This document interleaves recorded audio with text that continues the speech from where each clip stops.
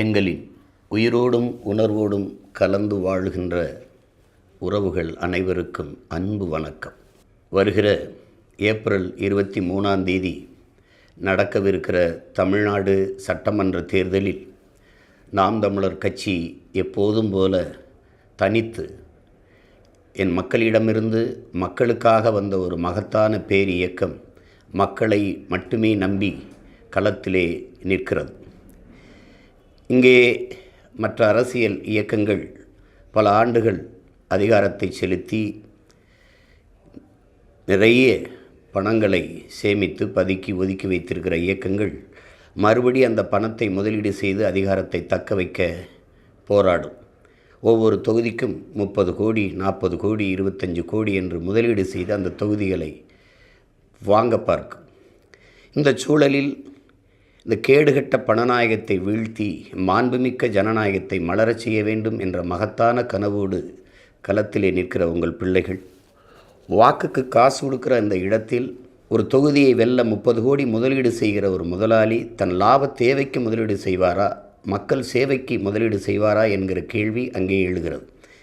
அப்போது வாக்குக்கு காசு கொடுக்குற அந்த இடத்தில்தான் ஊழல் லஞ்சத்திற்கான விதை ஊண்டப்படுகிறது என்பது உங்கள் பிள்ளைகள் எங்களின் அசைக்க முடியாத நம்பிக்கை, உண்மையும் கூட.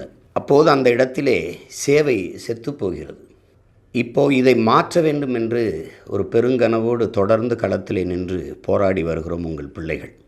30 கோடி முதலீடு செய்கிற ஒரு வேட்பாளருக்கு இடையில் போட்டியிடுகிற நாங்கள் அந்த வட்டி காசை கூட செலவு பண்ண முடியாத நிலையில் நின்று கொண்டிருக்கிறோம். ஆனால் மக்களுக்கு சேவை செய்ய பணம் தேவையில்லை, தன்னலமற்ற உண்மையும் நேர்மையுமாக பணியாற்ற வேண்டும் என்கிற மனம் இருந்தாலே போதும் என்பதை நிரூபிக்கத்தான் தொடர்ந்து உங்கள் பிள்ளைகள் இந்த களத்திலே நின்று வருகிறோம். இம்முறையும் அதே கனவோடு நிற்கிறோம்.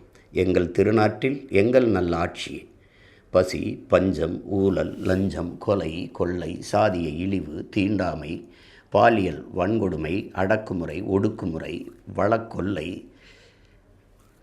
மத போதை, இது ஏதுமற்ற ஒரு புதிய ஒரு தேசம் செய்வோம், மக்கள் புரட்சியால் அதை உறுதி செய்வோம் என்ற முழக்கத்தோடு களத்திலே நிற்கிறோம். எப்போதும் போல எமது மக்கள் ஒவ்வொரு தேர்தலிலும் தங்களால் இயன்ற நிதியை கொடுத்து எங்களை வலிமைப்படுத்தி இருக்கிறீர்கள். இம்முறையும் மக்களிடமிருந்து மக்களுக்காக வந்த பிள்ளைகளுக்கு எங்கள் பெற்றோர்கள், எங்கள் உடன் பிறந்தவர்கள் இனமாகவும் பணமாகவும் வலிமையாகவும் வளமையாகவும் நீங்களே நின்றிருக்கிறீர்கள். இம்முறையும் நிற்பீர்கள் என்று உங்கள் பிள்ளைகள் அன்போடு கேட்கிறோம், இப்போம் என்கிற உறுதியை தருகிறோம். நாம் தமிழர், தமிழ்தாய் வாழ்க, தலைவர் பிரபாகரன் வாழ்க, புரட்சி எப்போதும் வெல்லும், நம் வெற்றி எதை சொல்லும், நம் இலக்கு ஒன்றுதான், இனத்தின் விடுதலை, இனம் ஒன்றாவோம், இலக்கை வென்றாவோம்.